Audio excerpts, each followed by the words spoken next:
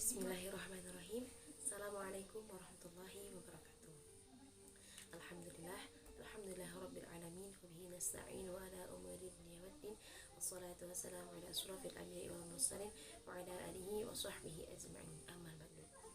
Pertama-tama, mari kita panjatkan puji serta syukur kita kehadirat Allah Subhanahu wa taala yang mana telah mengumpulkan kita di pertemuan kali ini. Tak lupa selawat serta salam marilah kita curah limpahkan kepada junjungan Nabi kita, yakni Habibana wa Nabiyana wa Rasulana Muhammad Sallallahu Alaihi Wasallam. Baik, selamat pagi Bapak Dr.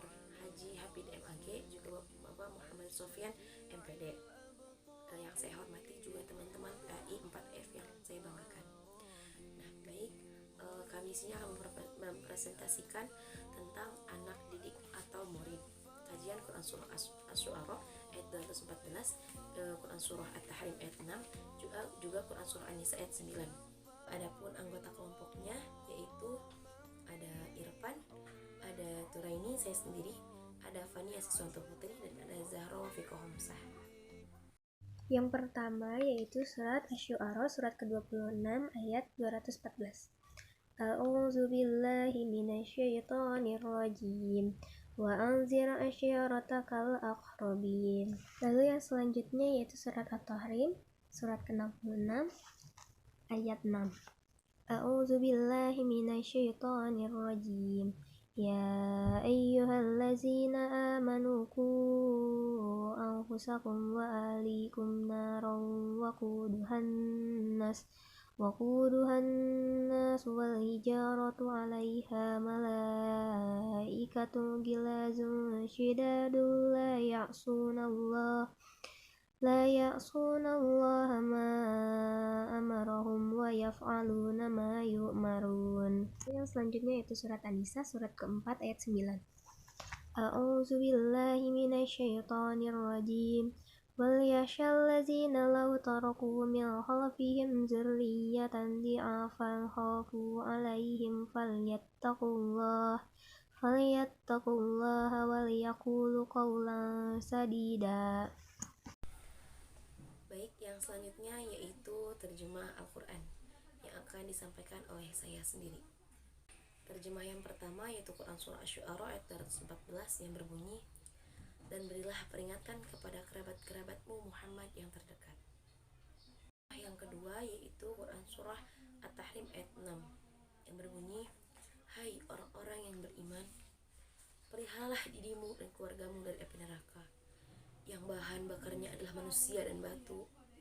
Menjaganya malaikat-malaikat yang kasar dan keras, dan tidak mendurhakai Allah terhadap apa yang diperintahkannya kepada mereka, dan selalu mengerjakan apa yang diperintahkan. Quran Surah At-Tahrim ayat 6. 3 yaitu Quran Surah An-Nisa ayat 9. Dan hendaklah takut kepada Allah orang-orang yang sekiranya mereka tinggalkan keturunan yang lemah di belakang mereka, khawatir terhadap kesejahteraannya. Oleh sebab itu, hendaklah mereka bertakwa kepada Allah, dan hendaklah mereka berbicara dengan tutur kata yang benar. Quran Surah An-Nisa ayat 9. Selanjutnya, terjemah perkata atau mufradat. Yang pertama, terjemah perkata Quran surat Asy-Syu'ara ayat ke-214. Bunyi ayatnya, wa anzir, yang artinya, dan berilah peringatan, asyirataka, kepada kerabat-kerabatmu Muhammad, al-aqrabina, yang terdekat. Kemudian yang kedua, terjemah perkata Quran surat At-Tahrim ayat ke-6. Bunyi ayatnya, ya ayyuhalladzina amanu, yang artinya, hai orang-orang yang beriman, qu anfusakum, peliharalah dirimu, wa ahlikum, dan keluargamu, naron, dari api neraka, waquduha, yang bahan bakarnya adalah annas wal hijarah, manusia dan batu, 'alaiha malaikah, penjaganya malaikat-malaikat, ghiladun syidad, yang kasar, keras, la ya'sunallah, dan tidak mendurhakai Allah, ma amarahum, terhadap apa yang diperintahkannya kepada mereka. wa yaf'aluna, dan selalu mengerjakan ma yu'maruna, apa yang diperintahkan. Kemudian yang terakhir, terjemah perkata Quran surat An-Nisa ayat ke-9. Bunyi ayatnya, wal yahsya, yang artinya dan hendaklah takut. Alladzina, orang-orang yang lau, ke dalam taroku, perut mereka, min, dari, khalfihim, belakang mereka, dzurriyyah, keturunan atau anak-anak, dhi'afan, lemah, khafu, mereka khawatir, alaihim, atas mereka, falyattaku, maka bertakwalah, Allah, kepada Allah, wal yaqulu, dan hendaklah mereka mengatakan qulan, perkataan sadidan, yang benar. Yang pertama itu surat Asy-Syura, yaitu surat yang ke-26 ayat 214. Asbabun nuzulnya yaitu dalam satu riwayat disebutkan bahwa ketika ayat ini turun, Rasulullah SAW naik ke gunung Safa serta menyeru, wahai saudara-saudaraku. Selang beberapa menit berkumpullah umat manusia. Kemudian beliau bersabda, wahai Bani Abdul Muttalib, Bani Fitnah, Bani Lu'ayyi, apakah kamu sekalian percaya manakala aku mengatakan bahwa unta di pegunungan ini akan mengubah nasibmu? Kemudian mereka menjawab, ya, percaya. Lalu Rasulullah SAW bersabda lagi, maka sesungguhnya aku adalah pemberi peringatan bagimu, bila mana kamu membangkang di hadapanku, ada siksa yang sangat pedih. Mendengar sabda Rasulullah SAW, Abu Lahab langsung berbicara, celaka kamu Muhammad hari ini. Apakah kamu mengumpulkan kami hari ini untuk mendengarkan omong kosongmu? Itulah dari asbabun nuzul dari surat Asy-Syura ayat 214. Kemudian surat yang kedua yaitu surat At-Tahrim, surat yang ke-66 ayat yang ke-6.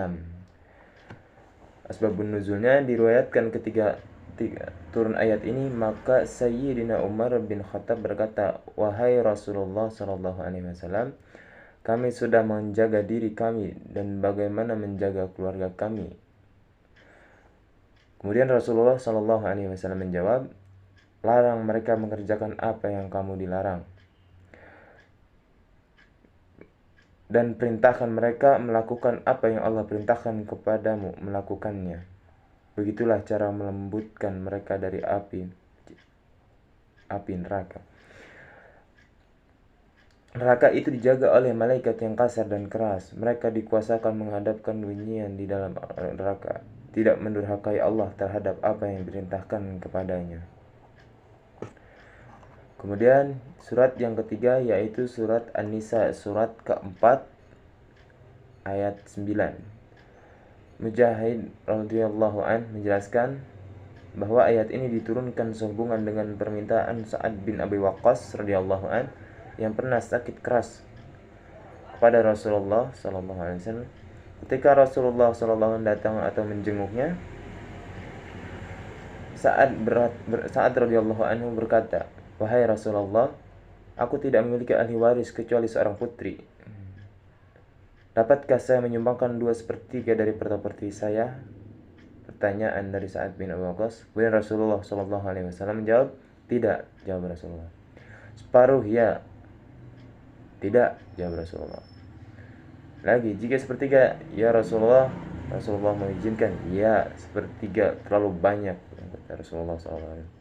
Rasulullah kemudian mengizinkan, ya, 1/3 terlalu banyak. Rasulullah kemudian bersabda, lebih baik bagimu meninggalkan ahli warismu dalam keadaan berkecukupan daripada miskin dan meminta-minta kepada manusia. Itulah asbabun nuzul dari kelompok 5 mata kuliah tafsir Tarbawi. Mungkin segitu saja presentasi dari saya, kurang lebihnya mohon maaf. Billahi taufiq wal hidayah. Wassalamualaikum warahmatullahi wabarakatuh. selanjutnya yaitu analisis isi kandungan ayat Quran Surat Asy-Syu'ara ayat 214. Di dalam surat ini menjelaskan bahwa objek pendidikan yang ada pada ayat ini adalah secara umum tanpa melalui garis-garis pendidikan, baik formal maupun non-formal, yang ada pada saat ini. Sebagaimana firman Allah Subhanahu wa Ta'ala yang ada pada Quran Surat Asy-Syu'ara ayat 214 ini. Ayat ini memerintahkan Rasulullah dan umatnya untuk mengajak kerabatnya beriman kepada Allah. Ayat ini juga mengajarkan untuk tidak pilih kasih kepada keluarga, untuk memberikan peringatan, tidak terbebaskan dari kewajiban, keluarga yang paling terdekat sekalipun tidak boleh mengakibatkan seseorang mengorbankan keimanannya demi keluarga mereka sendiri. Lalu yang selanjutnya yaitu Al-Quran Surat At-Tahrim ayat 6. Wahai orang-orang yang beriman, peliharalah diri dan keluarga kalian berdasarkan bara neraka yang bahan bakarnya terdiri atas insan dan bebatuan. Yang menangani neraka itu dan yang menyiksa penghuninya merupakan para malaikat yang bertenaga dan keras pada menghadapi mereka.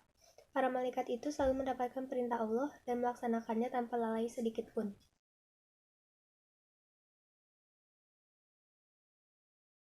Analisis isi kandungan Quran Surat An-Nisa ayat 9. Yang pertama, Islam menganut prinsip keadilan yang sangat tinggi.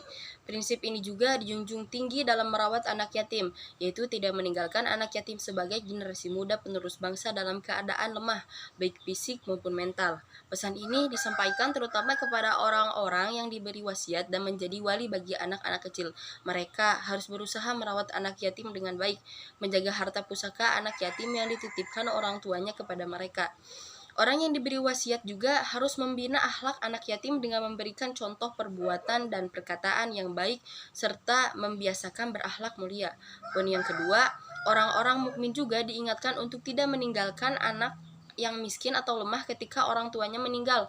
Oleh karena itu, orang tua harus mempersiapkan generasinya dengan baik, yaitu dengan bertakwa kepada Allah Subhanahu wa Ta'ala. Yang ketiga, Islam mengajarkan bahwa dalam membuat wasiat, jangan sampai wasiat merugikan ahli waris itu sendiri, terutama dzurriyyah, yaitu anak dan cucu. Nah, meskipun konteks ayat ini berkaitan dengan warisan, diharapkan dengan memperoleh bagian dari warisan, kelangsungan hidup anak-anak tetap terjaga dan tidak terlantar. Imam Nawawi mengingatkan bahwa yang dimaksud dengan dzurriyyatan dzi'afain, keturunan lemah, yang perlu diwaspadai yaitu tidak meninggalkan keturunan atau generasi yang lemah dalam hal ekonomi, yang menyebabkan kemiskinan, ilmu pengetahuan, agama, dan penguasa dan moral. Memasuki yang terakhir itu kesimpulan. Jadi dari kesimpulan semua ayat Al-Quran ini, salah satunya yang pertama dari Quran Surah Asy-Syu'ara ayat 214 ini, yaitu berisi tentang perintah kepada Nabi Muhammad SAW untuk berdakwah secara terbuka. Nah, pada awalnya dakwah ini dilakukan secara sembunyi-sembunyi karena kekuatan umat Islam yang saat itu masih lemah dan belum kuat. Nah, Nabi Muhammad SAW diingatkan untuk tidak khawatir dengan rintangan yang terjadi kepada beliau. Nah, untuk kesimpulan Quran Surah At-Tahrim ayat 6 ini, jadi ayat 6 ini menggambarkan bahwa dakwah dan pendidikan itu harus dimulai dari rumah. Nah, ayat ini juga tertuju kepada perempuan dan laki-laki, yaitu ibu dan ayah. Nah, sebagaimana ayat yang serupa juga misalnya tentang memerintahkan untuk puasa. Nah, yang juga tertuju kepada perempuan dan laki-laki. Nah, ini berarti kedua orang tua bertanggung jawab terhadap anak-anak dan juga pasangan masing-masing, sebagaimana masing-masing bertanggung jawab atas kelakuannya. Nah, ayah dan ibu sendiri tidak cukup untuk menciptakan satu rumah tangga yang dipenuhi oleh nilai-nilai agama serta dilindungi oleh hubungan yang harmonis, seperti itu. Nah, jadi kesimpulan yang terakhir yaitu dalam Quran Surah An-Nisa ayat 9 ini menjelaskan gitu bahwa kekurangan ekonomi, kelemahan intelektual anak, juga kekurangan makanan yang bergizi adalah semuanya tanggung jawab orang tua. Sehingga disinilah syariat Islam memberikan solusi dan kemudahannya. Nah, yaitu membantu orang-orang yang tidak mampu agar tidak berbuat dosa di kemudian hari. Nah, yaitu jika orang tua meninggalkan atau menelantarkan anak-anaknya karena tekanan-tekanan yang membuat mereka khawatir akan kesejahteraannya. Nah, Al-Quran Surat An-Nisa ini berpesan kepada umat Islam gitu untuk mempersiapkan generasi penerus bangsa yang berkualitas, agar anak-anak mampu mengaktualisasikan potensinya sebagai bekal kehidupan di masa yang akan mendatang di sisi Allah. Amin ya Allah, amin. Baik, mungkin sekian presentasi dari kelompok kami. Mohon maaf apabila ada kesalahan. Terima kasih atas perhatiannya. Wassalamualaikum warahmatullahi wabarakatuh.